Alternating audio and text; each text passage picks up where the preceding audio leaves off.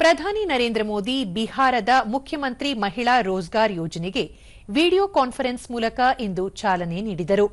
ಈ ಮೂಲಕ 75 ಲಕ್ಷ ಮಹಿಳೆಯರ ಬ್ಯಾಂಕ್ ಖಾತೆಗಳಿಗೆ ತಲಾ 10,000 ರೂಪಾಯಿಯಂತೆ ಒಟ್ಟು 7,500 ಕೋಟಿ ರೂಪಾಯಿಯನ್ನು ನೇರವಾಗಿ ವರ್ಗಾಯಿಸಿದರು.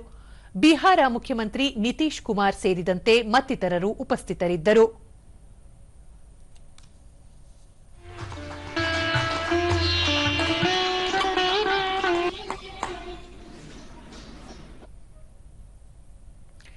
ಕಾರ್ಯಕ್ರಮ ಉದ್ದೇಶಿಸಿ ಪ್ರಧಾನಿ, ಇದೊಂದು ಮಹತ್ವಪೂರ್ಣ ಹೆಜ್ಜೆಯಾಗಿದ್ದು, ಮಹಿಳೆಯರಿಗೆ ಸ್ವ ಉದ್ಯೋಗದಲ್ಲಿ ತೊಡಗುವ ಅಪಾರ ಅವಕಾಶಗಳನ್ನು ನಿರ್ಮಿಸಿದೆ.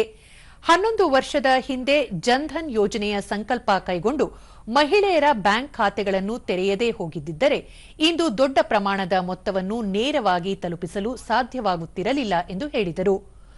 ಮಹಿಳೆಯರು ಸ್ವಂತ ಉದ್ಯಮ ಆರಂಭಿಸಲು ಸೂಕ್ತ ತರಬೇತಿಯನ್ನು ಸಹ ಕಲ್ಪಿಸಲಾಗುವುದು. ಪ್ರತಿ ಕುಟುಂಬಕ್ಕೆ ಇದರಿಂದ ಅನುಕೂಲವಾಗಲಿದೆ.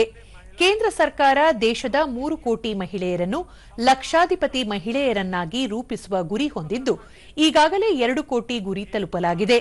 ಈ ಮಹಿಳೆಯರ ಪರಿಶ್ರಮ ಮತ್ತು ಸಾಮರ್ಥ್ಯದಿಂದ ಗ್ರಾಮಗಳು ಹಾಗೂ ಕುಟುಂಬಗಳ ಆರ್ಥಿಕ ಸ್ಥಿತಿ ಬದಲಾಗಿದೆ ಎಂದು ಹೇಳಿದರು. 4.25 लाख से अधिक स्वास्थ्य शिविर गांव-गांव और कस्बों में लगाए जा रहे हैं. खून की कमी, ब्लड प्रेशर, डायबिटीज और कैंसर जैसी गंभीर बीमारियों की जांच की जा रही है. इस अभियान से ಕೇಂದ್ರ ಸರ್ಕಾರದ ಮುದ್ರಾ ಯೋಜನೆ, ಡ್ರೋನ್ ದೀದಿ, ವಿಮಾ ಸಖಿ, ಬ್ಯಾಂಕ್ ದೀದಿ ಮುಂತಾದ ಅಭಿಯಾನಗಳು ಸ್ವ ಉದ್ಯೋಗ ಕೈಗೊಳ್ಳಲು ಮಹಿಳೆಯರನ್ನು ಉತ್ತೇಜಿಸುತ್ತಿವೆ. ಮಹಿಳೆಯರ ಕನಸುಗಳನ್ನು ಪೂರೈಸುವುದು ಕೇಂದ್ರದ ಆದ್ಯತೆಯಾಗಿದೆ. ಮಹಿಳೆಯರನ್ನು ಸಮಸ್ಯೆಗಳಿಂದ ಮುಕ್ತಗೊಳಿಸಿ ಸುಲಭ ಜೀವನ ನಡೆಸುವಂತೆ ಮಾಡುವ ಉದ್ದೇಶದಿಂದ ಅನೇಕ ಯೋಜನೆಗಳನ್ನು ಜಾರಿಗೊಳಿಸಲಾಗಿದೆ. ಪಿಎಂ ಆವಾಸ್ ಯೋಜನೆಯಡಿ ಮಹಿಳೆಯರ ಹೆಸರಿನಲ್ಲಿಯೇ ಮನೆಗಳನ್ನು ನಿರ್ಮಿಸಲಾಗುತ್ತಿದೆ ಎಂದರು. ನವರಾತ್ರಿಯ ಆರಂಭದ ದಿನದಂದು ದೇಶದಲ್ಲಿ ನೂತನ ತಲೆಮಾರಿನ ಜಿಎಸ್ಟಿ ಸುಧಾರಣೆಗಳನ್ನು ಜಾರಿಗೊಳಿಸಲಾಗಿದ್ದು, ದೈನಂದಿನ ವಸ್ತುಗಳ ಬೆಲೆಯಲ್ಲಿ ಇಳಿಕೆಯಾಗಿದೆ. ಇದರಿಂದ ಮಹಿಳೆಯರಿಗೆ ಹೆಚ್ಚಿನ ಅನುಕೂಲವಾಗಿದೆ ಎಂದು ತಿಳಿಸಿದರು. घर चलाने के लिए पैसा कैसे खर्च हो, कैसे बचाया जाए, इस पर हमारी बहनें दिन रात सोचती रहती है. आपकी इसी चिंता को कम करने के लिए एनडीए की सरकार ने बहुत बड़ा कदम उठाया है.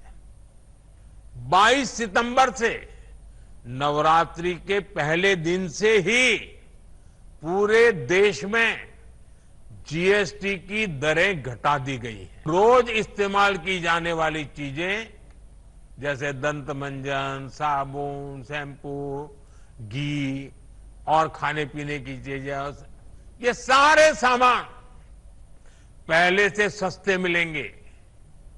बच्चों की पढ़ाई के लिए स्टेशनरी, त्योहारों में पहनने के लिए कपड़े और जूते, इनकी कीमत भी कम हो गई है. घर और रसोई का बजट चलाने वाली महिलाओं के लिए ये बहुत बड़ी राहत है. बहनों के बोझ को हल्का करना, उनके चेहरे पर त्योहार की खुशी बढ़ाना, डबल इंजन की सरकार इसे अपना दायित्व समझती है.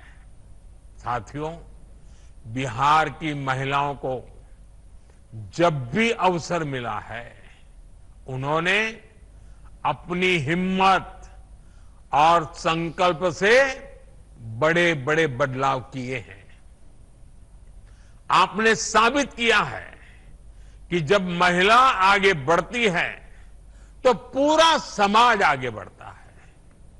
मैं एक बार फिर बिहार के लोगों को मुख्यमंत्री महिला रोजगार योजना की बहुत बहुत बधाई देता हूं.